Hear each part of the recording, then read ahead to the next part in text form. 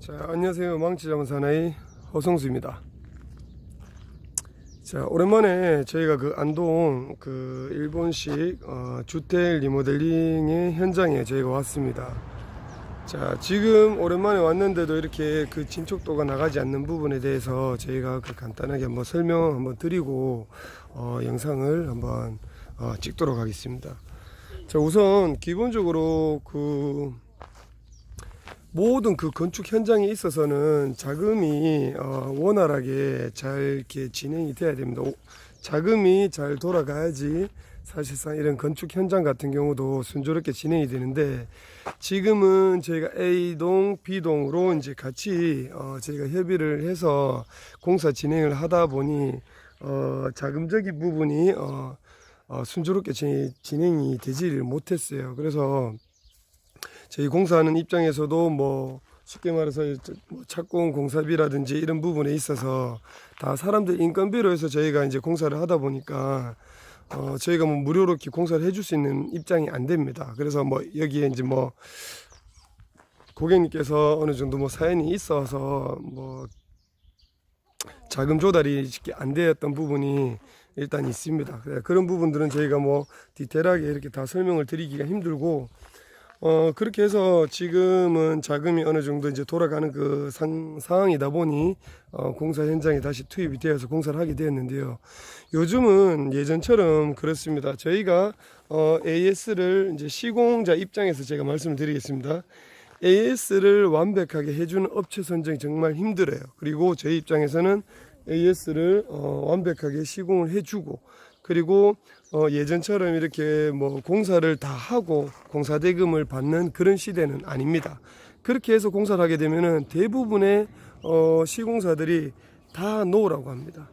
뭐 간다고 시공사들이 뭐 여유가 있어서 돈이 많고 이런 업체들이 잘 없어요. 지금은 경기가 많이 힘들다 보니까 자금을 저희가 먼저 받고 그 자금으로 우리가 공사를 해서 인건비들을 따로 산출해서 다 직접적으로 저희가 이제 그 주게 되는데, 지금 여기서는 이렇게 공사 기간이 딜레이 되고 시간이 지체되었던 부분은 뭐 일단 그겁니다. 자금이 쉽게 조달되지 않아서 순조롭게 공사가 진행이 되지 못했던 점, 그 부분입니다. 여기 뭐 구조물이나 뭐 이런 그 건축에 대해서 뭐 문제가 되어서 공사를 하지 않고 이러지는 않았습니다. 저희도 그래서 이런 부분을 저희가 건축주분께 저희가 충분히 얘기를 듣고 그러면은 공사를 잠깐 중단을 했다가 자금이 어느 정도 풀리게 되면은 그때 공사를 다시 합시다라고 얘기를 들어서 저희가 지금 공사 현장에 다시 오게 되었고요. 그리고 저희가 그 말씀을 드리고 싶은 얘기가, 그 건축주분들께도 저희가 말씀을 드리고 싶은 얘기가 있습니다. 물론 업체 선정이 정말 힘들어요. 업체 선정이 힘들지만은 그 업체 선정을 했었을 때 그 건축주분께서 이제 그 생각을 하시죠. 그래서 이분들을 믿고 저희가 신뢰를 해서 공사를 맡겨야 되는 게 맞는지, 그리고 그 돈을 또 많은 돈들이 오고 가는 그 상황들이기 때문에 건축주 입장에서는 많이 이제 고민을 많이 하시게 될 거예요. 근데 만약에 공사를 그 계약하고 진행하는 그 과정이 들어가게 되면은 저는 그렇게 생각합니다. 100% 신뢰를 하시고 그만한 그 보증을 받아 가시면 됩니다. 그게 뭐냐? 회사의 퀄리티죠. 그래서 이제 회사가 어느 정도 경력이 있고 얼마만큼 이력이 있는지, 그리고 AS에 대한 그 보장을 완벽하게 받아 가시면 됩니다. 그렇게 되면은 공사 착공을 진행하면서 완공까지는 전혀 문제가 될 수가 없어요. 그리고 저희 같은 경우는 계획 설계를 3D로 작업을 다 해드리기 때문에 전혀 문제가 될 수가 없습니다. 근데 이러한 부분들 때문에 보통 이제 공사 착공을 들어가서 문제가 되는 경우들이 많아요. 공사 진행을 했는데 이제 조금씩 이제 서로 의심을 하시기 이제 시작하시는 거죠.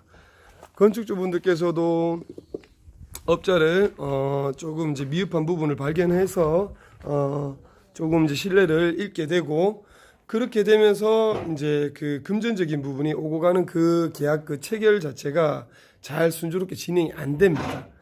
그렇게 하다 보니까 공사가 매끄럽게 마감이 될 수가 없겠죠. 그래서 그런 부분들 때문에 제가 말씀드리고 싶은 거는, 만약에 그 시공사하고 건축주하고 완벽한 그 계약을 체결했었을 때는 서로 간에 100% 신뢰를 해야지만이 좋은 결과물을 얻을 수가 있습니다.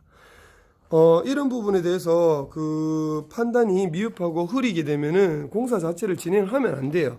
그래서 그 애시당초 착공을 들어가기 전에 다른 업체를 다시 한 번 더 꼼꼼히 체크를 하신다든지 이렇게 진행이 돼야 되지. 공사 진행하는 그 과정에서 문제가 생겨서 출처 부분이 이렇게 돈이 왔다 갔다 하는 부분인데 이런 부분이 매끄럽게 진행이 안 되어 버리면은 결국에는 공사의 그 품질이라든지 이런 퀄리티 자체도 떨어질 수밖에 없어요. 모든 그 시공사들 입장에서는 이렇게 생각합니다. 여기에 이윤을 평균적으로 동일하게 남기지는 못해요. 그래서 조금 더 신경을 써줄 수 있는 부분들이 있는데 만약에 그 건축주분들하고 이런 클레임들이 자꾸 이제 걸리게 되면은 그 시공사들 입장에서도 A급의 그 품질을 놓고 싶어도 A급보다 조금 낮은 품질을 넣게 되고 디자인적으로도 조금 더 이쁜 거를 해주고 싶어도 자꾸 이제 그런 부분을 이제 싫은 소리를 듣고 하다 보면은 품질이 자꾸 떨어질 수밖에 없다는 거죠. 그래서 결국에는 클레임이 걸리고 뭐 민사로 가고 이런 법적 소송이 걸리고 하는데 저희는 다행히도 지금까지 그런 문제는 한 번도 없었고요. 그래서 제가 말씀드리고 싶은 얘기는 시공사를 선택을 하게 되면은 완벽하게 신뢰를 하고 믿고 잘 해주시는 게 맞고요. 그리고 시공사 입장에서는 AS를 완벽하게 해주셔야 됩니다. 그 부분은 만약에 금전적인 부분이 추후에 많이 발생되는 부분은 솔직하게 말씀을 드리면 돼요. 건축주분들하고 얘기를 해서 이런 부분들은 사실상 제가 인정을 하고 잘못을 했지만은 금전적인 부분이 많이 들어가는 부분은 서로 간에 조율이 필요하다고 저는 생각이 듭니다. 그래서 그 AS 기간이 보통 2년이라든지 뭐 그 정해진 그 기간이 지난다 하더라도 사실상 클라이언트하고 언제든지 소통이 되고 얘기만 잘 풀어가면은 문제가 될 게 없습니다. 그리고 우리가 살면서 사람이 하는 일이다 보니 문제가 생길 수도 있어요. 다 이렇게 미관상으로 다 이쁘게 잘 나오더라도 구조적으로 나중에 조금의 문제가 생긴다든지 물론 구조적으로 문제가 생기면 안 되겠죠. 하지만 시간이 지나다 보니까 이제 구조적인 문제가 조금 뭐 균일이라든지 이런 것들이 발생이 되면은 다시 보수를 해주면 돼요. 근데 대부분의 업체들이 그런 보수 비용에 대해서 많이 아깝게 생각하시죠.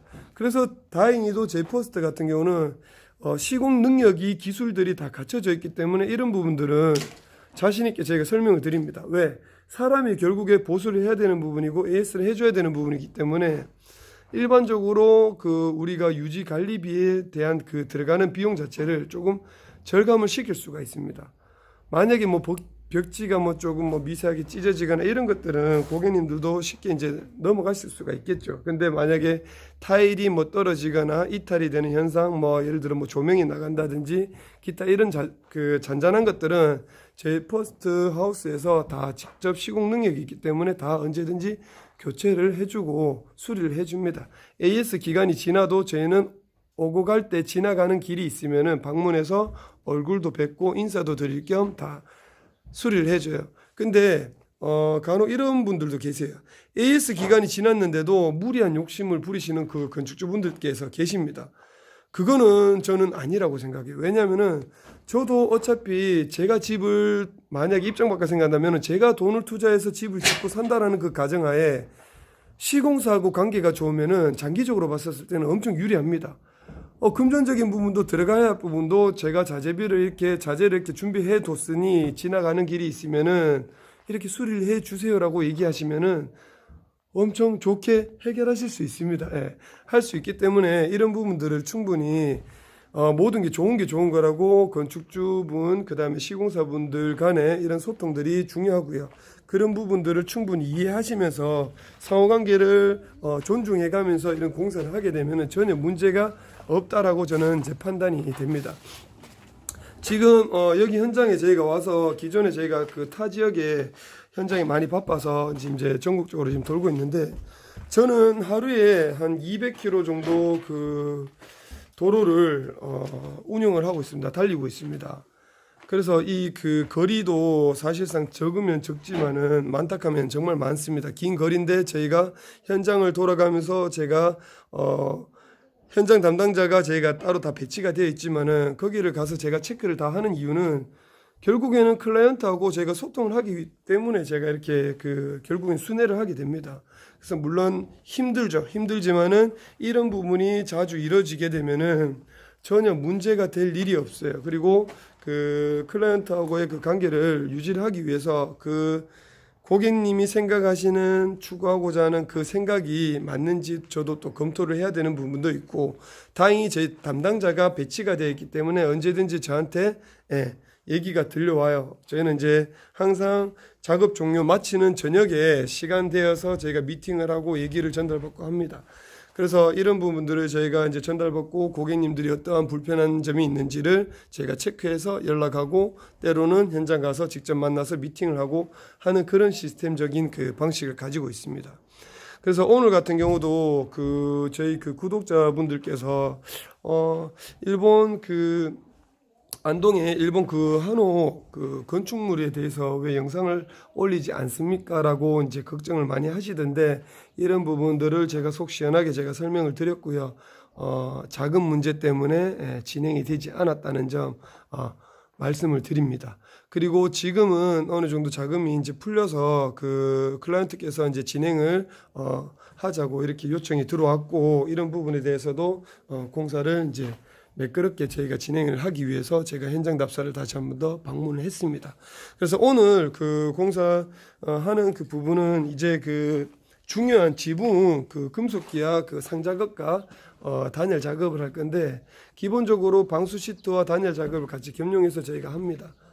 기존에 있는 흙들을 제거를 하지 않습니다. 왜냐하면은 흙이라는 게 나쁘지는 않습니다. 절대적으로 구조적으로 문제가 되는 것도 없기 때문에 날씨가 많이 더운 날에 실내에 쾌적한 환경을 조성할 수가 있고 시원합니다. 그래서 흙집 자체가 시원하고, 보통 지금 널판지 저기 위쪽에 보시면 흙이 지금 얇게 한 3에서 4cm 정도의 흙이 지금 다 깔려져 있는 상태에서 저희가 부직포를 시공하고 단열재를 깔고 있는 그런 작업을 하고 있습니다.